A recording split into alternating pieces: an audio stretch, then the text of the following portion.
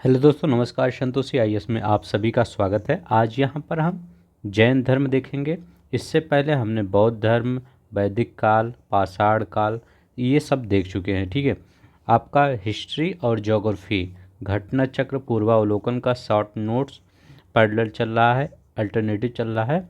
एक दिन ये आता है, एक दिन वो आता है। ठीक है, ये देखिए कैसे करवाते हैं। जो लोग नए होंगे जान लीजिए, ये वही घटना चक्र का शॉर्ट नोट्स होता है जो आपको थ्योरी के पार्ट में दिया होता है और जो नीचे बॉक्स में भी दिया होता है। ठीक है, सब कुछ एकदम वही क्वेश्चन होते हैं, अलग से कोई क्वेश्चन नहीं लिया जाता है। ठीक है, कुछ चीज़ें हम एनसीईआरटी भी ऐड कर देते हैं जो लगता है यहाँ घटना चक्र में कम दिया गया है। ठीक है, तो इसके बाद मतलब एक डायग्राम के फॉर्म में आपको घटना चक्र पूरा क्रिएट कर दिया जाता है। ये पीडीएफ आपको टेलीग्राम पे फ्री ऑफ कॉस्ट वहाँ से जाके डाउनलोड कर लीजिए और यहाँ पर हम पूरा इसको समझा देते हैं कैसे है। ठीक है, क्या क्या चीज़ें कैसे लिखी गई हैं। ठीक है, तो चलते हैं, आपको बताते हैं जैन धर्म के बारे में आज। ठीक है, तो कुछ लोग कह रहे थे कि इसका कंपाइल पीडीएफ, तो इसका कंपाइल पीडीएफ जब एनसीईआरटी जब एंशिएंट हिस्ट्री कंप्लीट हो जाएगा पूरा आपका, तब आपको एक पूरा कंपाइल पीडीएफ मिल जाएगा। उस पीडीएफ में सिर्फ आपके घटना चक्र का एंशिएंट हिस्ट्री होगा, जिसको आप पूरा पढ़ सकते हैं कुछ ही मिनटों में। ठीक है, मतलब 1 से 2 घंटे में पूरा आप पढ़ ही सकते हैं। ठीक है, तो पूरा कंपाइल मिल जाएगा, इसका भी ज्योग्राफी का भी। ठीक है, वहाँ इंडियन ज्योग्राफी जैसे कंप्लीट होगा पूरा कंपाइल मिल जाएगा। यहाँ पर ये आप खुद ही कंपाइल कर सकते हैं, पीडीएफ सब जोड़ सकते हैं, क्योंकि आपको टेलीग्राम पर इस सब का पीडीएफ ऑलरेडी पड़ा है। ठीक है, चलते हैं, शुरू करते हैं। जो लोग नए होंगे प्लीज़ अगर अच्छा लगेगा तो सब्सक्राइब लाइक कर दीजिएगा। ठीक है, आपसे एक यही सिर्फ रिक्वेस्ट रहती है बस। जन्म 540 ईस्वी में, देखिए ये एनसीईआरटी के अकॉर्डिंग है और बुक में देखेंगे कुछ और लिखा रहेगा, लेकिन हमको एनसीईआरटी के अकॉर्डिंग ही चलनी है। जन्म कब हुआ था महावीर स्वामी का? 540 ईस्वी पूर्व में हुआ था। कहाँ हुआ था? कुंडल ग्राम में हुआ था, याद रखेंगे, कुंडल ग्राम में हुआ था। लुम्बिनी से कंफ्यूज मत होइएगा, वहाँ गौतम बुद्ध का हुआ था। इनका कुंडल ग्राम के निकट, बिहार के निकट है। ठीक है, पिता का नाम क्या था? पिता का नाम सिद्धार्थ था। ठीक है, याद रखेंगे, पिता का नाम सिद्धार्थ था। बज्जी संघ के कुंडल ग्राम के ज्ञात्रिक क्षत्रिय कुल के प्रधान थे इनके पिताजी। ठीक है, ये जो सिद्धार्थ थे। माता क्या थी? तिरसला थी। लिच्छवी शासक चेटक की बहन थी। देखिए आईएएस में कैसे क्वेश्चन आया था, वहाँ से लिख दिया गया था लिच्छवी शासक चेटक की बेटी थी। ठीक है, पुत्री थी, तो वो ऑप्शन गलत हो जाएगा। इसीलिए एक एक चीज़ें मैं समझाता हूँ, एक एक चीज़ें पढ़िए, कहाँ तभी आपका सही होगा। अगर आप एकदम रीडिंग की तरह पढ़ेंगे तो वहाँ पर कंफ्यूज होगा ही पेपर में। ठीक है, जो भी पढ़िए उसको एकदम अच्छे से पढ़िए। लिच्छवी शासक चेटक की बहन थी, बहन याद रखेंगे, पुत्री मत याद करिएगा। अब देखिए पत्नी इनका इनका क्या थी? इनकी जैसे भगवान बुद्ध की पत्नी यशोधरा थी, इनकी यशोदा थी। ठीक है, कुंडीय गोत्र के राजा समरवती की कन्या थी। ठीक है, पुत्री प्रियदर्शन थी, प्रियदर्शना इनकी पुत्री थी। और दामाद जो हुए जमाली हुए। प्रथम शिष्य भी पूछा जाए कि प्रथम शिष्य कौन हुए, प्रथम शिष्य जमाली हुए। अगर पूछा जाए प्रथम विरोधी कौन हुए, तो प्रथम विरोधी भी यही हुए, जमाली। तो अभी हमने क्या क्या पढ़ा? जन्म 540 ईस्वी में, कुंडल ग्राम में। ठीक है, कहाँ है कुंडल ग्राम? बिहार में है। पिता सिद्धार्थ जात्रिक क्षत्रिय कुल के प्रधान थे। माता तिरसला थी। लिच्छवी शासक याद रखिएगा, लिच्छवी शासक चेटक की बहन थी। बचपन का नाम नहीं पढ़े, वर्धमान महावीर था। इनके बचपन का नाम वर्धमान महावीर था। पत्नी यशोदा थी, पुत्री प्रियदर्शना थी, दामाद जमाली थे। देखिए भगवान बुद्ध में और भगवान महावीर में, दोनों चीज़ों में, क्योंकि वर्ड लगभग सेम ही रहता है। ठीक है, जैसे सिद्धार्थ वहाँ भी उनका नाम था, तो यहाँ इनके पिताजी का नाम, तो हमेशा कन्फ्यूजन होता है। तो ये सब ध्यान से पढ़िए। ठीक है, चलते हैं। देखिए अब देखिए जैन धर्म के बारे में कुछ सिद्धांत देखते हैं। और देखिए जैन धर्म, इनके शिष्य जैन धर्म में भगवान महावीर के शिष्य महाखल पुत्र गोसाले। अब इनका नाम क्यों इनका ले लिया गया है यहाँ पर? इनसे क्वेश्चन कैसे बनता है? पूछा जाता है आजीवक संप्रदाय की स्थापना किसने किया था, जो जैन धर्म से ही एक निकल के आया था, ठीक है, वो के मक्खल गोशाला। और एक चीज़ और पूछा जाता है, ये पहले इनके शिष्य थे भगवान महावीर के, लेकिन क्या हुआ, इनसे मतभेद हो गया, फिर ये अपना अलग हो गए। तो ये मक्खल पुत्र गोसाल के थे, ये जैन धर्म के, ठीक है, याद रखेंगे, जैन धर्म के, ये मतलब जैन धर्म के महावीर स्वामी के शिष्य थे, लेकिन फिर बाद में मतभेद होने के कारण इन्होंने अपना एक संप्रदाय स्थापित किया, आजीवक संप्रदाय। आजीवक संप्रदाय किस में बिलीव करता था, लक में हमेशा बिलीव करता था। वो कहता था कि हमेशा जो कुछ भी होता है वो लक पर ही होता है। ये भी क्वेश्चन आ गया है कि भाग्य पर कौन विश्वास करता था, तो भाग्य पर आजीवक संप्रदाय विश्वास करता था। स्यादवाद भी जैन धर्म से संबंधित है। ऐसे मत देखिए, ये सब क्वेश्चन आईएएस में आया है, स्यादवाद, ठीक है। अणुव्रत का सिद्धांत का प्रतिपादन जैन धर्म में ही माना जाता है। ज्ञान प्राप्ति कहाँ हुई थी भगवान महावीर को, 12 वर्ष की तपस्या के पश्चात हुआ था जाम्बरिक ग्राम में ऋजुपालिका नदी के, जैसे कहाँ पर हुआ था भगवान महाबुद्ध को, वहाँ फाल्गु नदी के तट पर, यहाँ ऋजुपालिका नदी के तट पर हुआ था। साल वृक्ष, इसी वृक्ष के नीचे ज्ञान प्राप्त हुआ था। किस पे, साल वृक्ष के नीचे। प्रमुख उपदेश राजगृह में बितुलाचल पहाड़ी पर स्थित बराकर नदी के तट पर इन्होंने उपदेश दिया था। कहाँ पर, राजगृह में बितुलाचल पहाड़ी पर स्थित बराकर नदी के तट पर। देखिए दो चीज़ें हैं, एक ऋजुपालिका अगर नदी पूछे तो यहाँ ज्ञान प्राप्त हुआ था, अगर बराकर नदी पूछे तो यहाँ पर क्या किए थे, ज्ञान दिए थे, उपदेश दिए थे। प्रमुख उपदेश केवलिन, कैवल्य, ठीक है, सर्वोच्च ज्ञान प्राप्त व्यक्ति, ठीक है, जब जो इनकी प्रमुख उपाधि थी जो क्या कहलाए, कैवलिन, कैवल्य। जैन धर्म में कैवल्य ही श्रेष्ठ माना जाता है, क्योंकि कैवल्य जो प्राप्त करता है मतलब सब कुछ प्राप्त किया।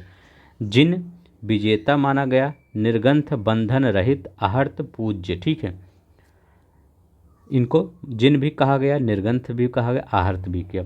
जीवन के अंत में निर्माण, देखिए जो यहाँ जैसे इनकी मृत्यु को पावापुरी में राजगृह में हुई थी। बिहार में 72 वर्ष की आयु में 468 ईसा पूर्व में सस्तिपल के यहाँ पर हुई थी, मल्लगढ़ राज्य के प्रधान शासित क्षेत्र में, ठीक है। अब देखिए ये तो हो गया जैन धर्म के मतलब भगवान बुद्ध के बारे में कुछ। अब देखिए जैन धर्म के सिद्धांत कौन है, देखिए 5 सिद्धांत है। ये पूछा जाता है ब्रह्मचर्य किसने जोड़ा, तो महावीर स्वामी जी ने महाब्रह्मचर्य जोड़ा, पहले 4 ही थे।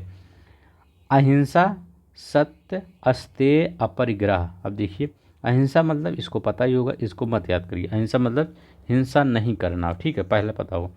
सत्य मतलब झूठ नहीं बोलना, ये भी पता होगा। अस्तेय, चोरी न करना, कभी भी अस्तेय पूछे कि अस्तेय का क्या होता है तो आप बताइए चोरी न करना। अस्तेय और अपरिग्रह, क्योंकि यही दोनों नहीं याद होगा और सब याद हो जाएगा, ये भी याद हो जाएगा, ये भी याद हो जाएगा, ये भी। ब्रह्मचर्य, ब्रह्मचर्य भी आप जानते होंगे, इंद्रियों को बस में किया। अस्तेय और अपरिग्रह, ऐसे अगर इंडिविजुअल पूछ ले कि अस्तेय माने क्या होता है, चोरी नहीं करना। अपरिग्रह पूछे संपत्ति अर्जित नहीं करना, ठीक है, मतलब अंबानी नहीं बनना, ठीक है, अपरिग्रह में, ठीक है, और अस्तेय में चोरी ना करना। तो 5 सिद्धांत अगर पूछे जैन धर्म से क्या बताएंगे, अहिंसा, सत्य, अस्तेय, अपरिग्रह, ब्रह्मचर्य। जैन शब्द संस्कृत के जिन शब्द से बना हुआ है, ठीक है, याद रखेंगे, जैन शब्द संस्कृत के जिन शब्द से बना हुआ है, जिसका मतलब होता है विजेता। जैन संस्थापकों को तीर्थंकर कहा जाता है। जैसे यहाँ पर क्या होता है, जितने भी जैन संस्थापक होते हैं उनसे तीर्थंकर कहा गया, जबकि जैन महात्माओं को निर्ग्रंथ कहा गया, ठीक है, जैन महात्माओं को निर्ग्रंथ कहा गया और संस्थापकों को तीर्थंकर। जैन धर्म में कुल 24 तीर्थंकर माने जाते हैं। अब सोचेंगे ये 24 को याद करना पड़ेगा। अब देखिए 24 को तो कुछ 1 मिनट ध्यान में रख ही लीजिए, क्यों, अभी मैं इसका एग्जांपल देता हूँ क्यों। देखिए ये 2016 में आरओ में पूछा गया था ये क्वेश्चन, ठीक है, कालक्रम पूछा गया था कि कौन पहले आया कौन बाद में आया। अब देखिए अभिनंदन, आप सोचेंगे सिर्फ 10 ही याद कर लें, 5वें नंबर पे अभिनंदन है, ठीक है, ये देखिए। पद्म प्रभु 7वें नंबर पे हैं, देखिए। अभी देखेंगे विमलनाथ। विमलनाथ कहाँ पे जाएंगे, ये 14 नंबर पे।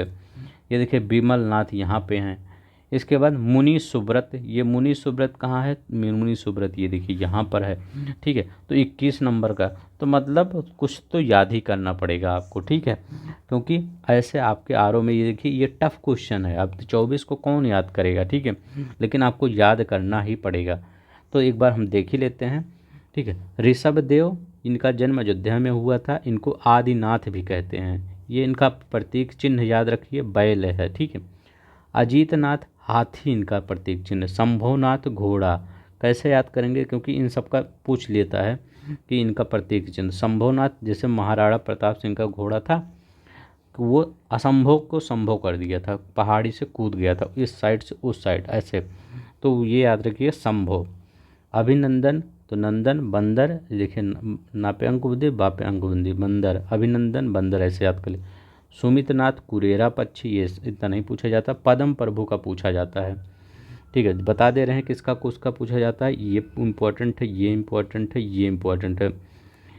अभिनंदन जी का इम्पोर्टेंट है, ये पद्म प्रभु जी का इम्पोर्टेंट है। ठीक है, पद्म प्रभु कमल। ठीक है, सुपार्श्वनाथ, स्वास्तिक। ठीक है, एक अलग अलग चीज़ें हैं। देखिए एक है सुपार्श्वनाथ, ये नहीं उतना पूछा जाता है। पूछा जाता है ये कहाँ गया, पार्श्वनाथ, ये ज़्यादा पूछा जाता है।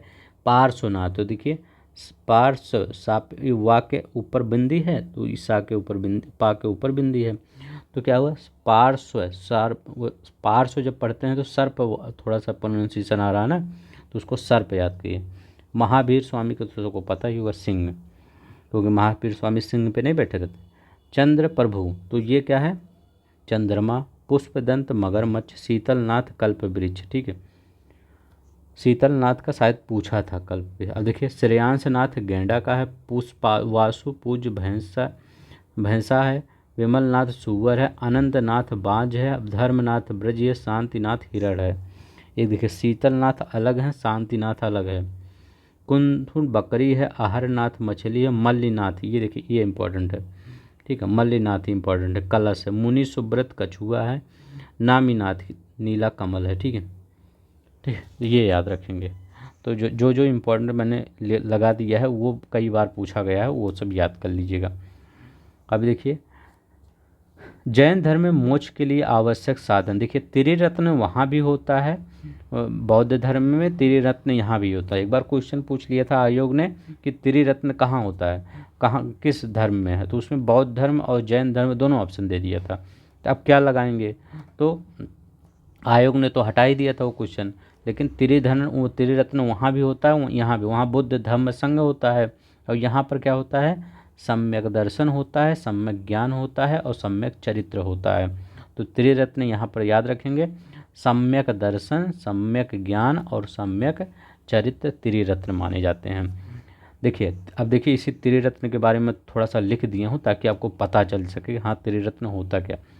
त्रिरत्नों का अनुसरण करने से कर्मों का जीव की ओर प्रवाह रुक जाता है, जिसे संवर कहते हैं। ठीक है, इसके बाद जीव में पहले से व्याप्त कर्म समाप्त होने लगते हैं, जिसे निर्जरा कहते हैं। ठीक है, क्या होता है इसके बाद, क्या होता है, जीव में पहले से व्याप्त जो कर्म होते हैं वो समाप्त होने लगते हैं, उसको क्या कहते हैं, निर्जरा कहते हैं।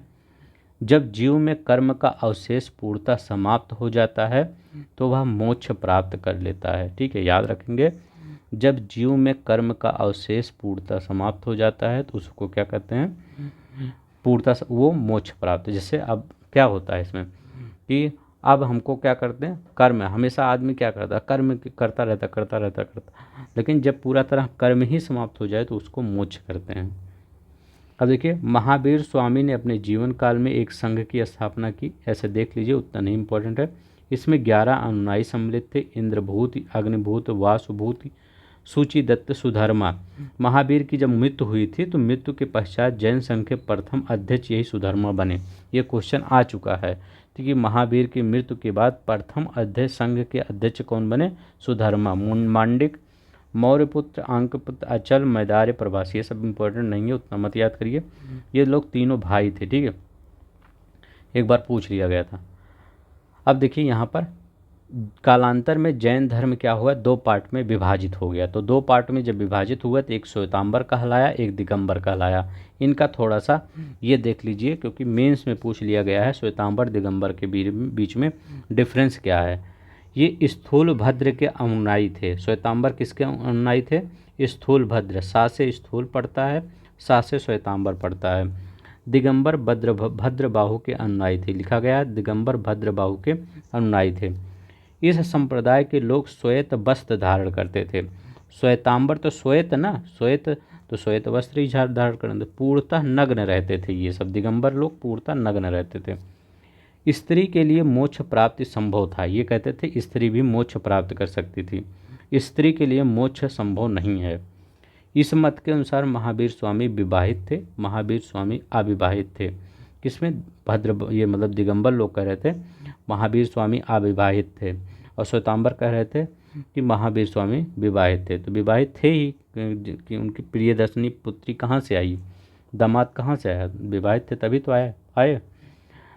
इस मत के अनुसार 19वें तीर्थकार मल्लीनाथ स्त्री थे और दिगंबरम मत अनुसार मल्लीनाथ पुरुष थे। ठीक है, तो अब तो ये तो कन्फ्यूजन वाला है, लेकिन इतना याद रखिएगा जो दिगंबर वाले हैं ये इनकी ज़्यादा कठोर तपस्या होती थी। ठीक है, ये पूर्णतः नग्न भी रहते थे। ठीक है, तो देखते नहीं मतलब काफ़ी मतलब वो तपस्या करते रहते हैं। ठीक है, तो ये काफ़ी मतलब बहुत ही ज़्यादा स्पिरिचुअल होते हैं। क्या हो ये दिगंबर लोग।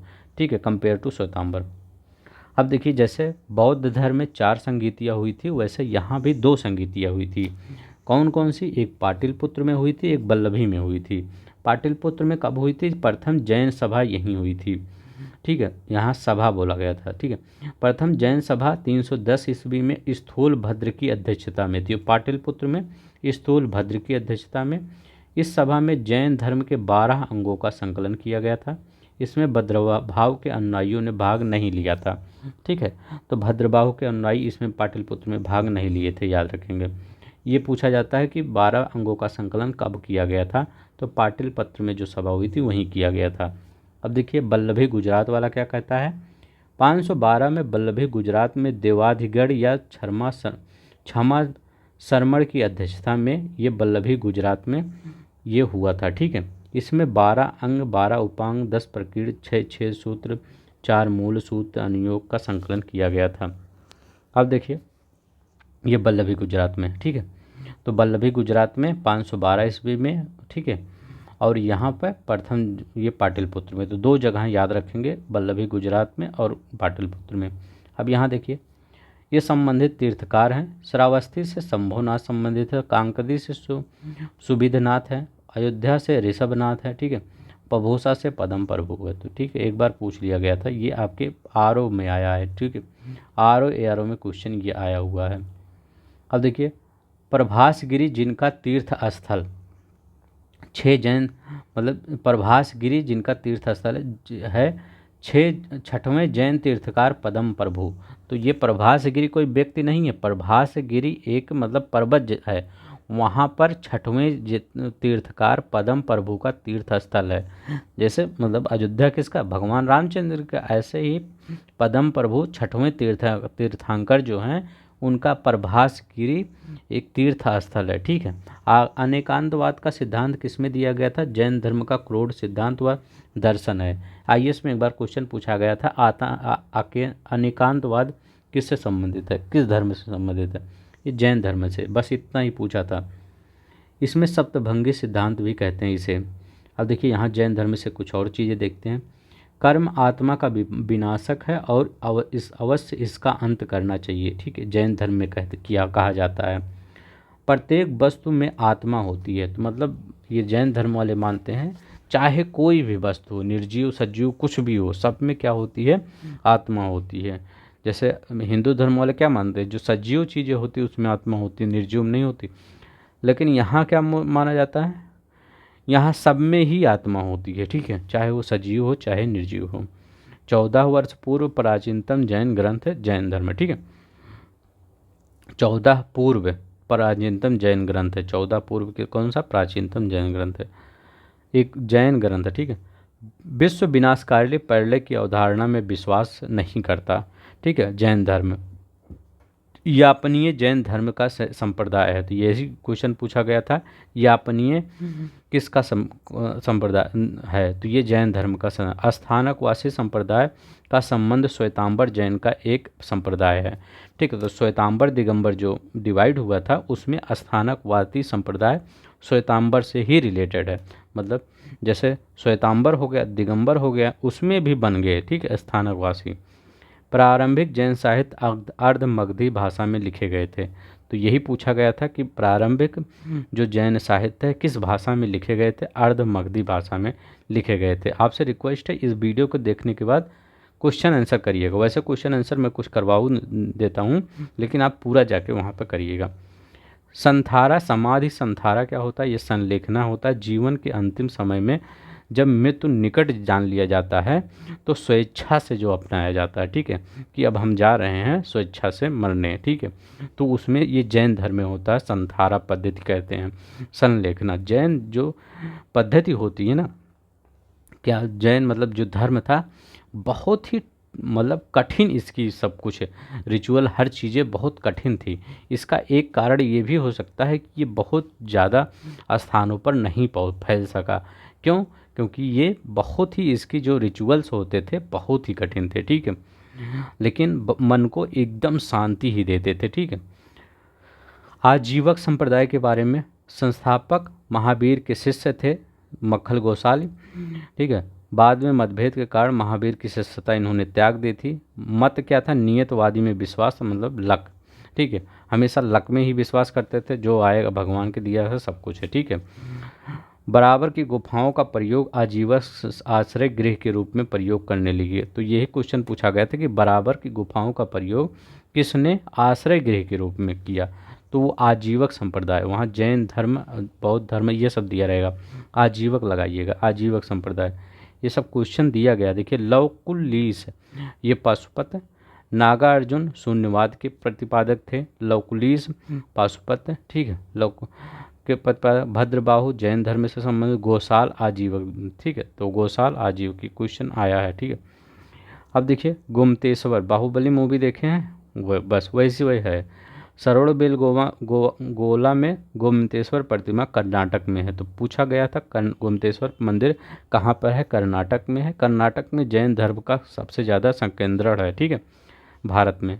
गंग शासक रचमल, ठीक है, चतुर्थ के शासनकाल में चमुंडा राय, ये आईएएस में क्वेश्चन आया था कि ये जो सरोड़ बेलगोला में किसने बनवाया था? ये चमुंडराय नामक मंत्री ने लगभग 921 में बाहुबली गुमतेश्वर का विशाल काय 57 जैन मूर्ति का निर्माण, जिसे बाहुबली प्रथम जैन तीर्थ का, जो बाहुबली का निर्माण कर मतलब जो बाहुबली मूर्ति है इसी का निर्माण करवाया था। किसने? यही चमुंडराय नामक मंत्री ने। ठीक है, किसके कार्यकाल में? रचमल्ल चतुर्थ के शासनकाल में। तो ये क्वेश्चन याद रखेंगे, चमुंडराय ने निर्माण करवाया था, ये मंत्री थे। 57 फुट की, ठीक है, बाहुबली गोमतेश्वर की प्रतिमा का, यही प्रतिमा है। देखिए हमने प्रतिमा भी ला दिया है। ठीक है सॉरी, जैन धर्म तीर्थंकर, ठीक है, ऋषभ देव के पुत्र माने जाते हैं। तो जो जैन धर्म जो ये मतलब ये बाहुबली जो हैं, ये बाहुबली, ठीक है, ये माने जाते हैं कि ये ऋषभ देव के पुत्र थे। ठीक है, गोमतेश्वर। ठीक है, तो इनके बारे में इतना याद रखेंगे। सरोड़ बेलगोला में गोमतेश्वर की प्रतिमा है। गोमतेश्वर की प्रतिमा मतलब जो बाहुबली की प्रतिमा किसने स्थापित? वो चमुंडराय नामक मंत्री ने। तो ये माने जाते हैं ये ऋषभ देव के पुत्र थे। बस इतना याद रखेंगे। अभी क्वेश्चन दिखाएंगे तो आपको पता है। आड़ुवर्त का सिद्धांत का प्रतिपादन किया था, तो किससे? जैन धर्म से संबंधित है आड़ुवर्त का। देखिए अभी देखिए, अब ऊपर बताए थे ना आड़ुवर्त का। ठीक है, चलते हैं। देखिए जैन धर्म से संबंधित है, कौन सा जैन धर्म से संबंधित है? अभी हमने क्या बताया था? शून्यवाद हम पिछला पढ़े थे कि कहाँ पढ़े थे? नागा अर्जुन ने दिया था। ठीक है, ये ठीक। अब कौन था? अभी हमने क्या पढ़ा? अनेकांतवाद पढ़े हैं। सर्व, ये देखिए सर्व से ये कहाँ का है? ये आपका सर्वश्रेष्ठ, ये भी आपका बौद्ध धर्म से, यहाँ भी बौद्ध धर्म में जाएगा। और शून्यवाद नागार्जुन ने दिया था, ये भी बौद्ध धर्म ही मानिए। स्यादवाद अभी बताए हैं, अनेकांतवाद, ठीक है, अभी बताए हैं दोनों। ये है, तो 1 और 4 पहला ही वाला सही हो जाएगा। जैन दर्शन के अनुसार सृष्टि का रचना पालन पोषण कौन करता है, किससे हुआ है, ठीक है।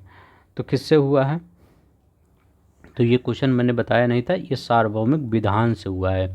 जैन दर्शन ये मानता है कि ये जो सृष्टि का रचना हुआ, पालन पोषण हुआ, सार्वभौमिक विधान से हुआ है, ठीक है।